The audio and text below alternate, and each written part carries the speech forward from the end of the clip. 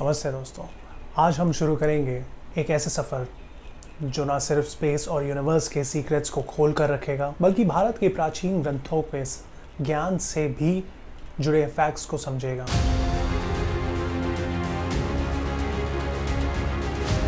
क्या आपको पता है कि कई ऐसे कॉन्सेप्ट्स हैं जो हम आज मॉडर्न साइंस से सीख रहे हैं, उनका जिक्र हज़ारों सालों पहले ऋग्वेदा और उपनिषद जैसे स्क्रिप्चर्स में हो चुका है। तो चलिए इस अनोखे सफ़र पर चलते हैं जहां साइंस और एंशिएंट स्क्रिप्चर्स एक साथ मिलकर रहस्य खोलते हैं।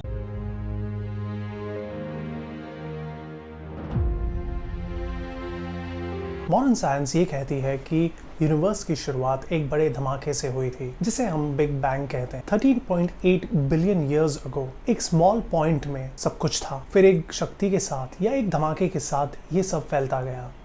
लेकिन भारत के ऋग्वेद में एक प्राचीन वर्स है जो इस कॉन्सेप्ट को बहुत ज़्यादा रिलेट करता है। तो ऋग्वेदा में एक श्लोक दिया गया था, न सात सिद्ध नो साध सिद्ध तलानीम। ये ऋग्वेदा के नासदिया सुक्ता का एक हिस्सा है, जिसमें ये कहा गया है कि यूनिवर्स की शुरुआत में कुछ भी नहीं था, ना तो रूप था ना उसका साथ था। ये वर्स बिग बैंग के कॉन्सेप्ट से काफ़ी मिलता जुलता है, जहाँ हर चीज़ एक सिंगुलैरिटी से बनी है जिसे ना हम समझ सकते हैं ना डिफाइन कर सकते हैं। दोस्तों, बिग बैंग का सबसे पहला कंफर्मेशन 1965 में कॉस्मिक माइक्रोवेव बैकग्राउंड रेडिएशन के रूप में मिला था।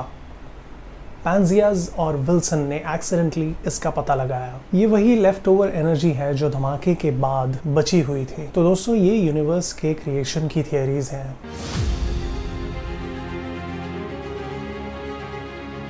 साल था 1920 का, जब एडविन हबल ने देखा कि गैलेक्सीज हमसे दूर होती जा रही हैं। तो उन्होंने यूनिवर्स के एक्सपैंड होने का राज खोला। जैसे जैसे गैलेक्सीज दूर होते जा रही हैं, यूनिवर्स भी उतना ही ज़्यादा फैलते जा रहा है। ऋग्वेद के पुराने श्लोकों के अनुसार हमारे यूनिवर्स को एक ब्रह्मांड यानी कि कॉस्मिक एग कहा गया है। ये ब्रह्मांड फैलता जा रहा है और फिर सिमट कर दोबारा नया रूप लेगा।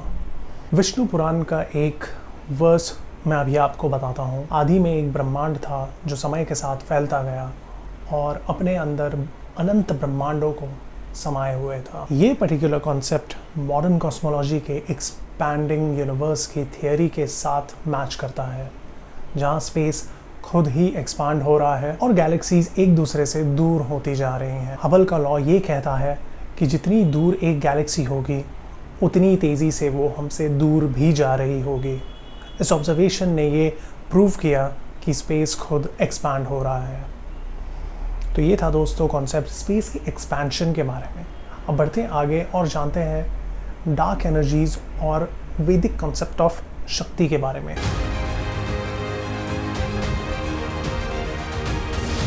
हबल की डिस्कवरी के बाद भी एक और मिस्ट्री सामने आई। यूनिवर्स सिर्फ एक्सपैंड नहीं हो रहा है, बल्कि वो तेज़ी से एक्सपांड हो रहा है। इस फोर्स को हम डार्क एनर्जी कहते हैं। साइंटिस्ट का मानना है ये शक्ति पूरे यूनिवर्स का 68% हिस्सा बनाती है, लेकिन हम इसे देख नहीं सकते। हिंदू धर्म में शक्ति का कॉन्सेप्ट है जो पूरे ब्रह्मांड को चलाती है, यानी कि एनर्जी। ये डिवाइन एनर्जी हर जगह है, लेकिन हमारे रूप से परे है। ये शक्ति ही है जो सबको चलायत करती है, बिल्कुल वैसे ही जैसे डार्क एनर्जी यूनिवर्स को तेजी से फैलने पर मजबूर करती है। दोस्तों, डार्क एनर्जी का सबसे पहला सबूत 1998 सुपरनोवा ऑब्जर्वेशन के थ्रू मिला था, जब साइंटिस्ट ने देखा कि गैलेक्सीज हमसे अनएक्सपेक्टेड स्पीड से दूर जा रही हैं। तो ये था दोस्तों कॉन्सेप्ट डार्क एनर्जी का। अब बढ़ते हैं अपने अगले कॉन्सेप्ट की तरफ, जो है मल्टीवर्स।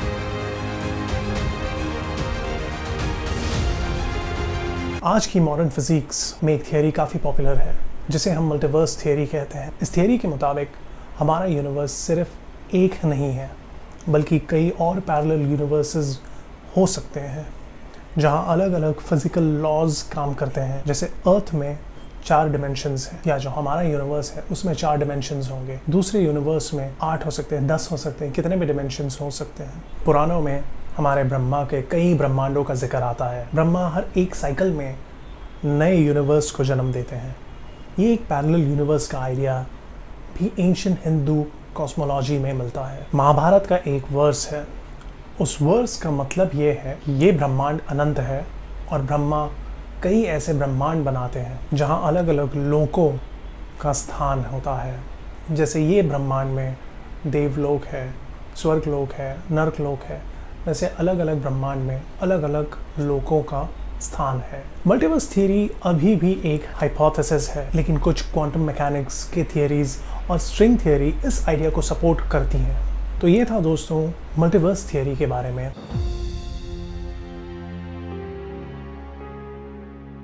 अब बढ़ते हैं आगे ब्लैक होल्स की तरफ, जिसे हमारे इंडियन स्क्रिप्चर्स में कॉन्सेप्ट ऑफ काल चक्र भी कहा गया है। ब्लैक होल्स समय और जगह को अपने अंदर खींच लेता है। जैसे ही कोई भी चीज़ ब्लैक होल के पास जाती है, वो पर्टिकुलर चीज़ का या ऑब्जेक्ट का समय धीरे हो जाता है। ये कॉन्सेप्ट मॉडर्न फिजिक्स में एक अजूबा है। हिंदू धर्म में काल चक्र का जिक्र किया गया है, एक चक्र जो समय के साइक्लिक नेचर को दर्शाता है। टाइम हमेशा एक साइकिल में चलता है दोस्तों, जहाँ एक फेज़ के ख़त्म होने पर दूसरा फेज़ शुरू हो जाता है। ब्लैक होल में भी कुछ ऐसी सिमिलैरिटीज़ है। समय रुक सा जाता है, उसके अंदर गई हुई चीज़ या इनफैक्ट लाइट भी कभी बाहर नहीं आ सकती। थियरीज़ ये मानती हैं कि वो इवेंट होराइजन पे बाहर निकलती हैं, जो किसी को पता नहीं। इसे वाइट होल का कॉन्सेप्ट भी कह सकते हैं। अल्बर्ट आइंस्टाइन ने जनरल रिलेटिविटी थियरी के थ्रू ये प्रेडिक्ट किया था कि ग्रेविटी के कारण समय स्लो हो जाता है। ब्लैक होल्स के पास ये टाइम डायलेशन काफ़ी इंटेंस हो जाता है दोस्तों। तो ये था कॉन्सेप्ट ब्लैक होल्स का, जिसे हम एंशिएंट इंडियन कल्चर में कालचक्र भी कहते हैं। अब बढ़ते हैं हम अपने अगले कॉन्सेप्ट की तरफ, जिसका नाम है साइक्लिक यूनिवर्स या प्रलय।